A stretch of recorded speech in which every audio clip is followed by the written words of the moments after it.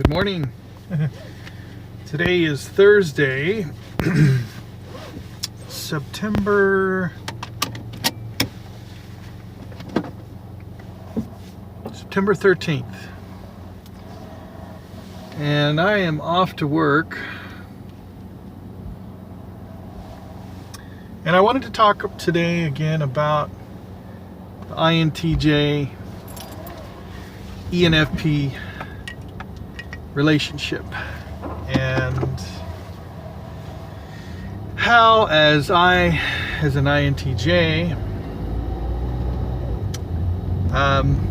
move through a relationship, or relate to an ENFP now for there's a little squirrel.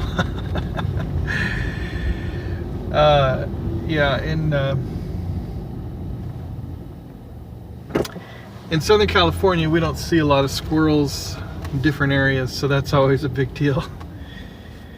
So, essentially,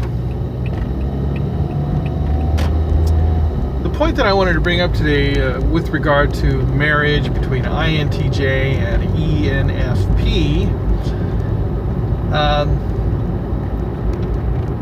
in regard to the INTJ not having a big or a large palette of emotional communicative tools, let's just put it that way,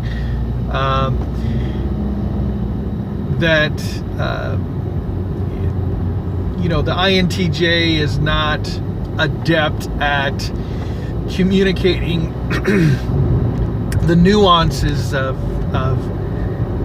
variant emotional circumstances. And so how does an INTJ continue to thrive in a relationship for, well, now I believe it's going on 25 years. It'll be 25 years next year in my marriage. And how do I continue to have a successful relationship with an ENFP? Well, my wife and I like to joke. I think a lot of it has to do with stubbornness. We're both very stubborn people. And of course, our view of marriage is that, that's a commitment we make between us, and it's with God. But then aside from the religious aspect of it, okay, how do you make it work? Well, what I have begun and I've come to realize is that I need to acknowledge the reality of the situation in hard times, okay? When it becomes difficult and the ENFP is at a point of frustration with the INTJ,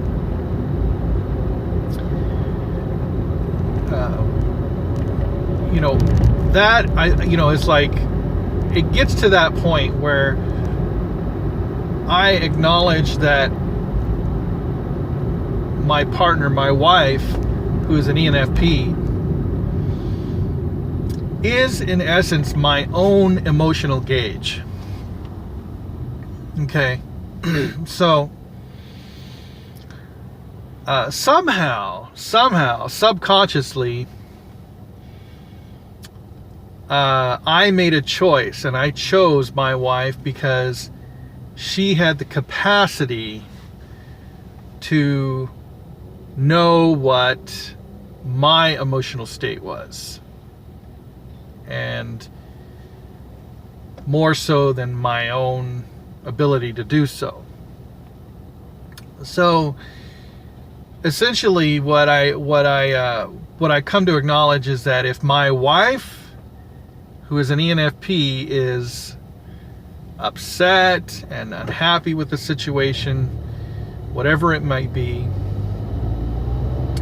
that her emotions are a true reality, are a true representation of, you know, where I'm at, you know. Now that's, I would say 90% of the time. I'm not going to say that it's 100%, but it's a pretty high percentage of the time that I can trust those reactions and begin to take the situation a little more seriously, because, you know, an INTJ, they're not gonna put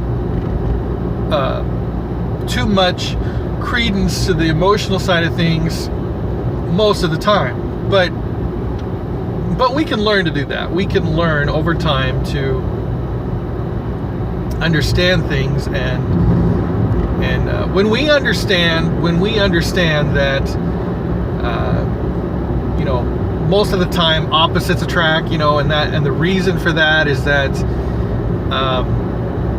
you know, each one sees value in what they do not have themselves. Okay, so the ENFP sees value in what the INTJ has, because they have the ability to make a decision in a very efficient manner, and it's based on a set of criteria and value judgments, while the INTJ sees the ENFP and how they are able to connect so freely with their intuitive, you know, emotional side of themselves, and that, you know, in essence, they are able to do that on behalf of the INTJ.